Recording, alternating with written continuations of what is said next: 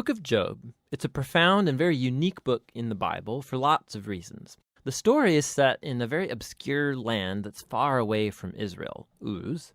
The main character, Job, he's not even an Israelite, and the author, who's anonymous, doesn't even set the story in any clear period of ancient history. This all seems intentional, though. It's like the author doesn't want us to be distracted by historical questions, but rather to focus simply on the story of Job and on the questions raised by his experience of suffering. The book of Job has a very clear literary design. It opens and closes with a short narrative prologue and then an epilogue. And then the central body of the book is dense Hebrew poetry, representing conversations between Job and 4 dialogue partners called the Friends. These conversations are then concluded by a series of poetic speeches given by God to Job. Let's dive in and we'll just see how it works together. The prologue introduces us to Job, and we're told that he's a blameless, upright man who honors God. He's a super good guy. And then all of a sudden, we're transported into the heavenly realms, and God is holding court with his staff team. It's a very common image in the Old Testament describing how God runs the world. And among the heavenly beings is a figure called the Satan, which in Hebrew means the accuser or the prosecutor. And it's like we're watching a court scene. God presents Job as a truly righteous man, and then the accuser challenges God's policy of rewarding righteous people like Job. He says, the only reason Job obeys you is because you bless him with prosperity. Let Job suffer, then we'll see how righteous he actually is. And then God agrees to let the accuser inflict suffering on Job. Now, it's at this point in the story that most of us go, what? Why did God do that? And then we assume that this book is going to answer that question, why God allows good people to suffer. But as you read on, the book doesn't answer that question. Nothing in the book ever answers that question. The prologue is setting up the real questions this book is trying to get at. Questions about God's justice and whether God operates the universe according to the strict principle of justice. And the response to those questions comes as you read through to the end of the book, not at the beginning. The ultimate reason for Job's suffering is simply never revealed. So the prologue concludes with a suffering and bewildered Job who's rebuked by his wife, and he's approached by 3 friends who are going to try and provide wisdom and counsel. Their names are Eliphaz, the Temanite, Bildad, the Shuhite, and Zophar, the Naamathite. They're all non-Israelites like Job. And they represent the best of ancient Near Eastern thinking about God and suffering and the human condition, and this moves us into the main part of the book. First, Job speaks. And this is how this section of the book works. First, Job is going to speak, and then they'll follow a response from a friend. Then Job will respond to that friend. Then another friend will respond to Job's response, and so on back and forth for 3 cycles. And this whole debate is focused on 3 questions. Is God truly just in character? And does God run the universe on the strict principle of justice? And if so, then how is Job's suffering to be explained? As we're going to see, Job and the friends, they're working from a huge assumption about what God's justice ought to look like in the world. Namely, that every single thing that happens in the universe should operate according to the strict principle of justice. So if you're a wise, good person and you honor God, good things will happen to you. God will reward you. But if you're evil and stupid and do sinful things, bad things will happen to you. God will punish you. Now, Job's constant argument throughout his speeches is this. First of all, that he's innocent, and so the implication of that is that his suffering is not a divine punishment. Now, we know from the prologue, both of these things are true. Remember, God himself said, Job is righteous and blameless. And so Job concludes his argument by accusing God. God either doesn't run the world according to justice, or even worse, God himself is simply unjust. The friends, on the other hand, they beg to differ. Their argument is that God is just, the implication being that God always runs the world according to justice in this way, and so they conclude by accusing not God, but Job. Job must have done something really, really bad for God to punish him like this. They even start making up possible sins that Job must have committed. Job protests to all of this. In fact, he gets so fed up with the friends that he eventually just gives up on them. He takes up his case directly with God. Now, something to be aware of is that Job, he's on an emotional roller coaster in these poems. He used to think that God is just, but now he can't reconcile that with his suffering. And so in some outbursts, he'll accuse God of being a bully. Once he even declares that God has orchestrated all the injustice in the world. But the moment he utters that thought, he's terrified of it because he wants to hope and believe that God is truly just. Job is all over the place in this section. And so he makes one last statement of his innocence, and then he demands that God show up personally to explain himself. Now, it's at this point that a surprise friend shows up, Elihu the Buzite. Now, he's not an Israelite, but he does have a Hebrew name. And Elihu, he has the same assumption as Job and the friends. He argues that God is just, and that implies that God always operates the universe according to justice. But then Elihu draws a more sophisticated conclusion about why good people suffer. It may not be punishment for sin in the past. God might inflict suffering as a warning to help people avoid sin in the future. Or God might use pain and suffering to build character or to teach people valuable lessons. Elihu doesn't claim to know why Job is suffering, but one thing he is certain of: Job is wrong to accuse God of being unjust. Job doesn't even respond to Elihu, and the dialogues come to a close. It's like the wisdom of the ancients has been spent, and the mystery remains. And then, all of a sudden, God shows up in a whirlwind, and he responds to Job personally. He first responds to Job's accusation that he's unjust and incompetent at running the universe. So God takes Job on a virtual tour of the universe, and he starts asking him all these questions about the order and origins of the cosmos. Was Job ever around when God architected the earth or organized the constellations? Has Job ever commanded the sunrise or controlled the weather? God has his eyes on all of these cosmic details that Job has never even conceived of. Then God starts going into detail describing the grazing habits of mountain goats and how deer give birth, or the feeding patterns of lions and wild donkeys. What's the point of all this? Remember the assumption of Job and his friends about what it looks like for God to run the world according to justice. Underneath that assumption is a deeper one, that Job and his friends have a wide enough perspective on life to make such a claim about how God ought to run the world. And God's response with this virtual tour, it deconstructs all of these assumptions. It first of all shows that the universe is a vast, complex place, and that God has his eyes on all of it, every detail. Job, on the other hand, has only the small horizon of his life experience to draw from. His view of the world is very limited.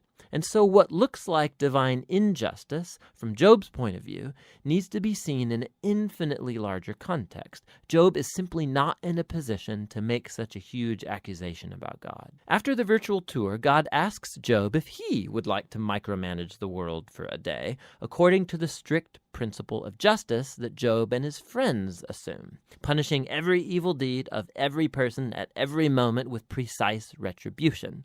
The fact is that carrying out justice in a world like ours, it's extremely complex. It's never black and white, like Job and the friends seem to think. Which leads to God's last point. He starts describing these two fantastic creatures, Behemoth and Leviathan, which some people think are poetic depictions of a hippo and a crocodile. But more likely, they refer to well-known creatures from ancient Near Eastern mythology that are used elsewhere in the Bible as symbols of the disorder and danger that exist in God's good world. These creatures, they're not evil. God's actually quite proud of them, but they're not safe either. The point is that God's world is amazing and very good, but it's not perfect or always safe. God's world has order and beauty, but it's also wild and sometimes dangerous, just like these two fantastic creatures. And so we come back to the big question of Job's suffering. Why is there suffering in God's world? Whether it's from earthquakes or wild animals or from other humans, God doesn't explain why. What he says is that we live in an extremely complex, amazing world that at this stage, at least, is not designed to prevent suffering. And that's God's response. Job challenged God's justice. God responds that Job doesn't have sufficient knowledge about our universe to make such a claim. Job demanded a full explanation from God, and what God asked Job for is trust in his wisdom and character. And so, Job responds with humility and repentance. He apologizes for accusing God, and he acknowledges that he's overstepped his bounds. Then all of a sudden, the book concludes with a short epilogue. First, God says that the friends were wrong, that their ideas about God's justice were just too simple, not true to the complexity of the world or God's wisdom. And then God says that Job has spoken rightly about him. Now, this is surprising because it can't apply to everything Job said. I mean, we know Job drew hasty and wrong conclusions, but God still approves of Job's wrestling, how Job came honestly before God with all of his emotion and pain and simply wanted to talk to God himself. And God says that's the right way to process through all of this, through the struggle of prayer. The book concludes with Job having his health, his family, his wealth all restored, not as a reward for good behavior, but simply as a generous gift from God, and that's the end of the book. So the book of Job, it doesn't unlock the puzzle of why bad things happen to good people. Rather, it does invite us to trust God's wisdom when we do encounter suffering, rather than try and figure out the reasons for it. When we search for reasons, we tend to either simplify God like the friends, or like Job, accuse God, but based on limited evidence. And so the book is inviting us to honestly bring our pain and our grief to God, and to trust that God actually cares and that he knows what he's doing. And that's what the book of Job is all about.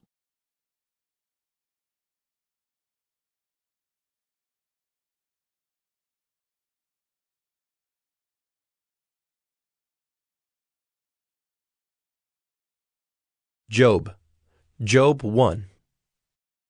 There was a man in the land of Uz, whose name was Job, and that man was blameless and upright, one who feared God and turned away from evil. There were born to him 7 sons and 3 daughters. He possessed 7,000 sheep, 3,000 camels, 500 yoke of oxen, and 500 female donkeys, and very many servants, so that this man was the greatest of all the people of the East. His sons used to go and hold a feast in the house of each one on his day, and they would send and invite their 3 sisters to eat and drink with them. And when the days of the feast had run their course, Job would send and consecrate them, and he would rise early in the morning and offer burnt offerings according to the number of them all. For Job said, "It may be that my children have sinned, and cursed God in their hearts." Thus Job did continually. Now there was a day when the sons of God came to present themselves before the Lord, and Satan also came among them. The Lord said to Satan, "From where have you come?" Satan answered the Lord and said, "From going to and fro on the earth, and from walking up and down on it." And the Lord said to Satan, "Have you considered my servant Job, that there is none like him on the earth? A blameless and upright man, who fears God and turns away from evil." Then Satan answered the Lord and said, Does Job fear God for no reason? Have you not put a hedge around him and his house and all that he has on every side? You have blessed the work of his hands, and his possessions have increased in the land. But stretch out your hand and touch all that he has, and he will curse you to your face. And the Lord said to Satan, "Behold, all that he has is in your hand. Only against him do not stretch out your hand." So Satan went out from the presence of the Lord. Now there was a day when his sons and daughters were eating and drinking wine in their oldest brother's house. And there came a messenger to Job and said, "The oxen were plowing, and the donkeys feeding beside them, and the Sabaeans fell upon them, and took them, and struck down the servants with the edge of the sword, and I alone have escaped to tell you." While he was yet speaking, there came another and said, "The fire of God fell from heaven and burned up the sheep and the servants, and consumed them, and I alone have escaped to tell you." While he was yet speaking, there came another and said, The Chaldeans formed 3 groups and made a raid on the camels and took them and struck down the servants with the edge of the sword, and I alone have escaped to tell you." While he was yet speaking, there came another and said, "Your sons and daughters were eating and drinking wine in their oldest brother's house, and behold, a great wind came across the wilderness and struck the 4 corners of the house, and it fell upon the young people, and they are dead. And I alone have escaped to tell you." Then Job arose and tore his robe and shaved his head and fell on the ground and worshipped. And he said, "Naked I came from my mother's womb, and naked shall I return. The Lord gave, and the Lord has taken away. Blessed be the name of the Lord." In all this, Job did not sin or charge God with wrong. Job 2. Again, there was a day when the sons of God came to present themselves before the Lord, and Satan also came among them to present himself before the Lord. And the Lord said to Satan, "From where have you come?" Satan answered the Lord and said, "From going to and fro on the earth, and from walking up and down on it." And the Lord said to Satan, "Have you considered my servant Job, that there is none like him on the earth, a blameless and upright man, who fears God and turns away from evil? He still holds fast his integrity, although you incited me against him to destroy him without reason." Then Satan answered the Lord and said, "Skin for skin. All that a man has, he will give for his life. But stretch out your hand and touch his bone and his flesh, and he will curse you to your face." And the Lord said to Satan, "Behold, he is in your hand. Only spare his life." So Satan went out from the presence of the Lord, and struck Job with loathsome sores from the sole of his foot to the crown of his head. And he took a piece of broken pottery with which to scrape himself while he sat in the ashes. Then his wife said to him, "Do you still hold fast your integrity? Curse God and die." But he said to her, "You speak as one of the foolish women would speak. Shall we receive good from God, and shall we not receive evil?" In all this, Job did not sin with his lips. Now when Job's 3 friends heard of all this evil that had come upon him, they came each from his own place: Eliphaz the Temanite, Bildad the Shuhite, and Zophar the Naamathite. They made an appointment together to come to show him sympathy and comfort him. And when they saw him from a distance, they did not recognize him. And they raised their voices and wept, and they tore their robes and sprinkled dust on their heads toward heaven. And they sat with him on the ground 7 days and 7 nights, and no one spoke a word to him, for they saw that his suffering was very great. Job 3. After this, Job opened his mouth and cursed the day of his birth. And Job said, "Let the day perish on which I was born, and the night that said, 'A man is conceived,' let that day be darkness. May God above not seek it, nor light shine upon it. Let gloom and deep darkness claim it. Let clouds dwell upon it. Let the blackness of the day terrify it. That night, let thick darkness seize it. Let it not rejoice among the days of the year. Let it not come into the number of the months. Behold, let that night be barren. Let no joyful cry enter it. Let those curse it who curse the day, who are ready to rouse up Leviathan. Let the stars of its dawn be dark. Let it hope for light, but have none, nor see the eyelids of the morning. because it did not shut the doors of my mother's womb, nor hide trouble from my eyes. Why did I not die at birth, come out from the womb and expire? Why did the knees receive me, or why the breasts that I should nurse? For then I would have laid down and been quiet. I would have slept. Then I would have been at rest with kings and counselors of the earth who rebuilt ruins for themselves, or with princes who had gold, who filled their houses with silver. Or why was I not as a hidden stillborn child, as infants who never see the light?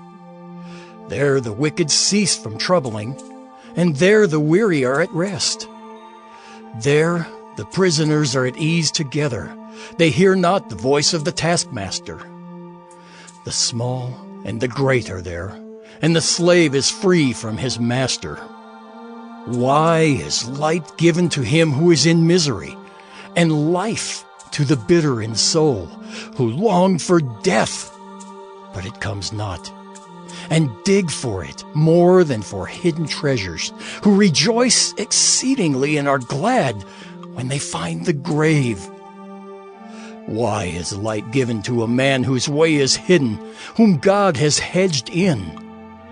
For my sighing comes instead of my bread, and my groanings are poured out like water.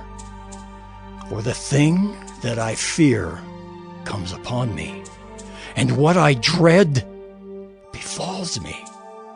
I am not at ease, nor am I quiet. I have no rest, but trouble comes. Job 4. Then Eliphaz the Temanite answered and said, If one ventures a word with you, will you be impatient? Yet who can keep from speaking? Behold, you have instructed many, and you have strengthened the weak hands. Your words have upheld him who was stumbling, and you have made firm the feeble knees. But now it has come to you, and you are impatient. It touches you, and you are dismayed. Is not your fear of God your confidence, and the integrity of your ways your hope? Remember, who that was innocent ever perished? Or where were the upright cut off? As I have seen, those who plow iniquity and sow trouble reap the same. By the breath of God they perish, and by the blast of his anger they are consumed. The roar of the lion, the voice of the fierce lion, the teeth of the young lions are broken. The strong lion perishes for lack of prey, and the cubs of the lioness are scattered. Now a word was brought to me stealthily.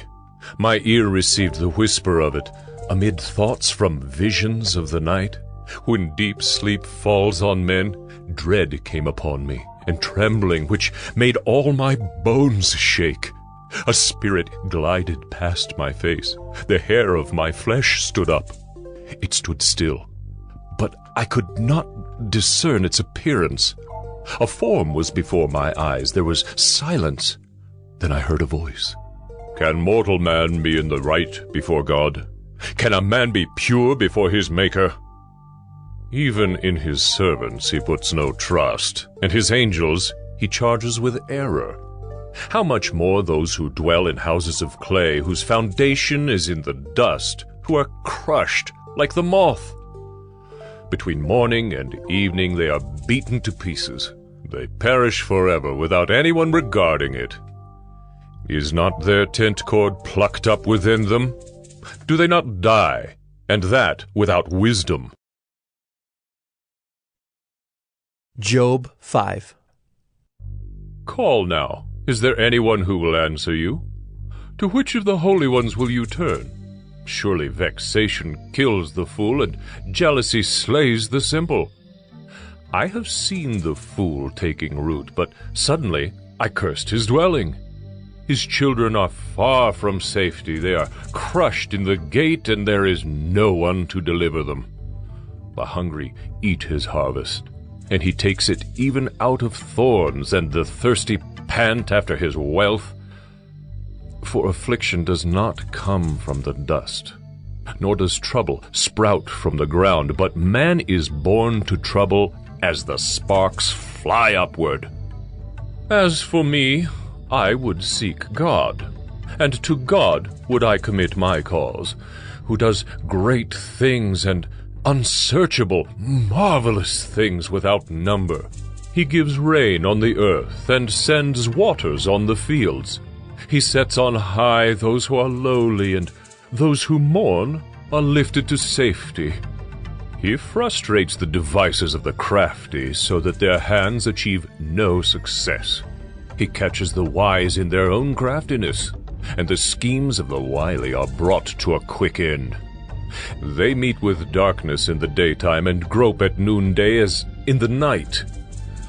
But he saves the needy from the sword of their mouth and from the hand of the mighty, so the poor have hope, and injustice shuts her mouth. Behold, blessed is the one whom God reproves.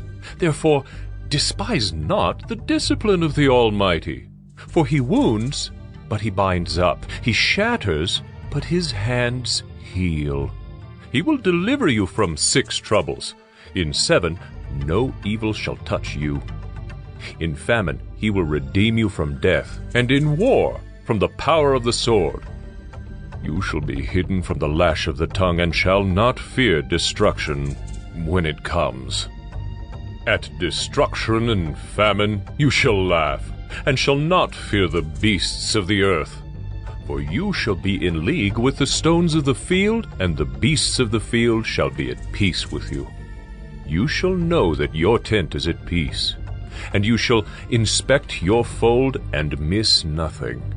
You shall know also that your offspring shall be many, and your descendants as the grass of the earth. You shall come to your grave in ripe old age, like a sheaf gathered up in its season. Behold, this we have searched out. It is true. Hear, and know it for your good.